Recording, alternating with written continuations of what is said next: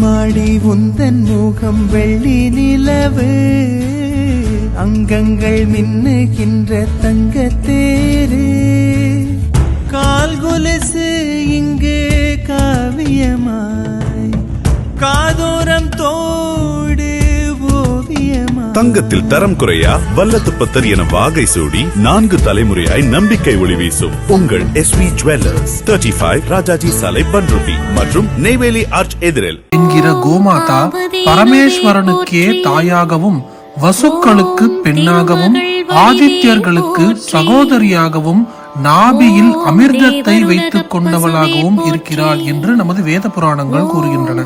பிரம்மாவின் சிருஷ்டியில் முதலில் உலகில் பசுவை படைத்து அதன் உடலில் 14 உலகையும் 33 தேவர்களையும் இருக்கச் செய்தான்.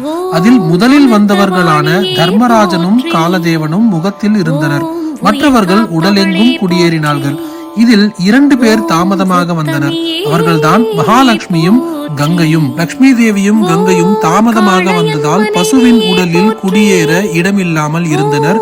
அப்பொழுது பசுவை நோக்கி பிரார்த்திக்க, பசுவும், தாய்மார்களே, உங்கள் மீது எனக்கு மிகுந்த அனுதாபம் உள்ளது. ஆனால் என்னிடம் இடமில்லை. ஒன்று வேண்டுமானால் செய்யுங்கள். என் உடலில் இருந்து வரும் சாணம், கோமூத்திரம் இரண்டும் யாருக்கும் சொந்தமில்லை. நீங்கள் விரும்பினால் அதில் இருக்கலாம் என்று சொல்ல, லட்சுமியும் கங்கையும் மிகுந்த சந்தோஷத்துடன் அந்த இடத்தில் வாசம் செய்ய ஆரம்பித்தார்கள். இதன் காரணமாகத்தான் இன்றைக்கும் பசுவின் பின்புறத்தில் லட்சுமியும் கங்கையும் இருப்பதாக சாஸ்திரங்கள் கூறுகின்றன. அதனால் பசுவின் சாணமும் கோமூத்திரமும் சகல பாபங்களையும் போக்கி லட்சுமி கடாட்சத்தை அளிக்கக்கூடியது என்று நமது புராணங்கள் நம்புகின்றன. வைகுண்ட லோகம் சத்தியலோகம் போலவே கோலோகம் என்றும் ஒன்றுள்ளது. அதில்தான் ராதையும் கிருஷ்ணனும் பக்த ரட்சகர்களாக இன்றும் இருக்கிறார்கள் என்று தேவி பாகவதத்தில் குறிப்பிடப்பட்டுள்ளது.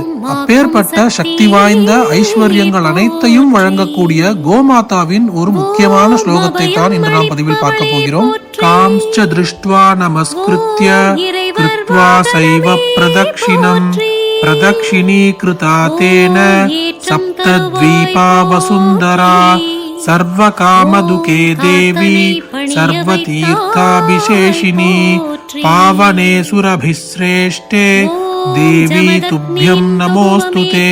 தினமுமே வீட்டில் விளக்கேற்றும் பொழுது மகாலட்சுமி படத்திற்கும் கோமாதாவின் படத்திற்கும் பூக்கள் சமர்ப்பித்து இந்த மந்திரத்தை பக்தியோடு சொல்ல சொல்ல அனைத்து விதமான ஐஸ்வர்யங்களும் அனந்த கோடி மகா புண்ணியங்களும் உங்களுக்கு வந்து சேரும். உங்கள் வீட்டில் அருகில் பசுக்கள் ஏதேனும் மடக்கத்தின் இலக்கணமே போற்றி, ஓம் இடர்களை களைவாய்